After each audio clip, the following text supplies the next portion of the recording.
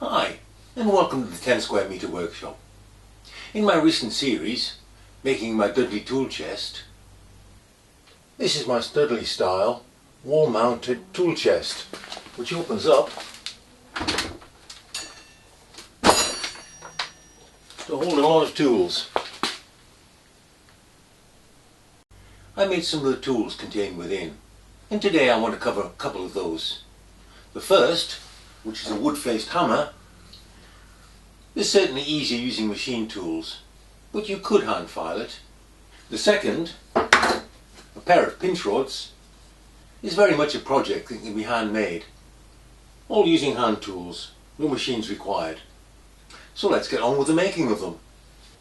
First off, the hammer.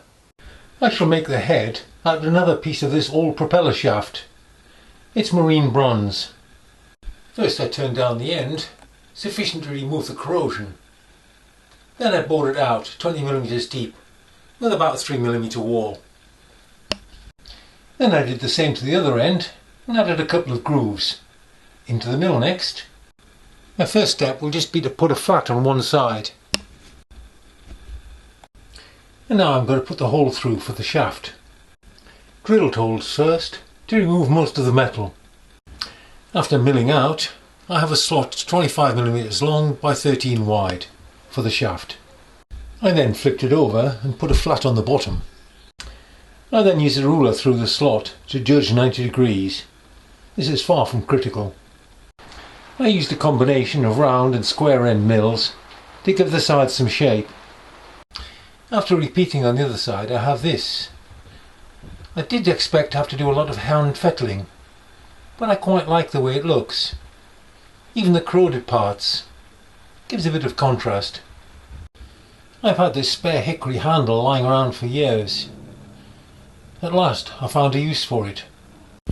With the head fitted, I can decide what to do with the handle.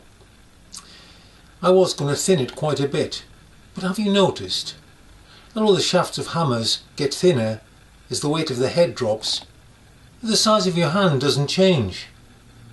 It doesn't make a lot of sense. You want it a comfortable fit in your hand. So maybe it'll be thicker than I otherwise thought. So I sharpened up a spoke shave and set to work. And ended up not taking much off at all from thickness, mainly length. Mallet handles tend to be shorter. Proportions look about right, so I'll give the handle a coat of polyurethane varnish. I don't like putting wood finishes on handles. Your hands tend to be too dirty for that.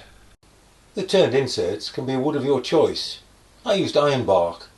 It's very heavy and solid. Next, the pinch rods. You can get kits for the brass parts at a frightening price, but I used a much cheaper brass square section tubing.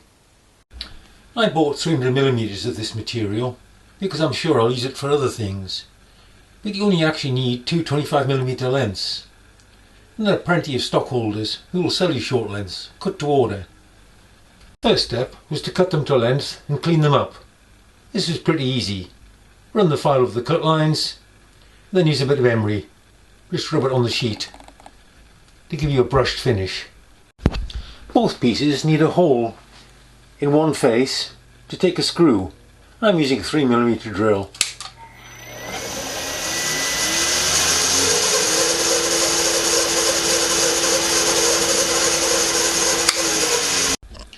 The opposite face of one of them is then drilled out 3.3mm and then tapped to 4mm.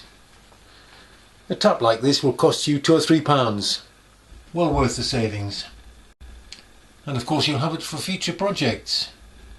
The simplest way forward is to now use a butterfly nut and a bolt, with the two held together with a bit of thread locker. And this forms the clamp. Some commercial versions leave it there and just let the clamp mark the wood.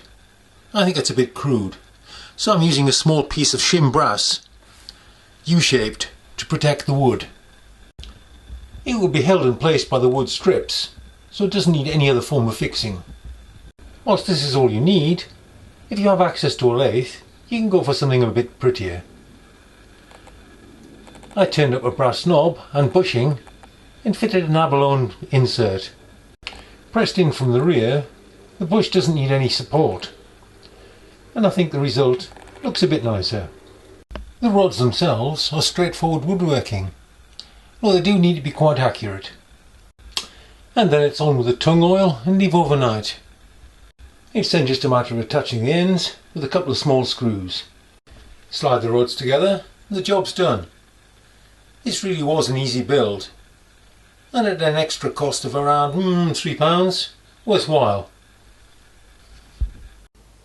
And that's it for this time.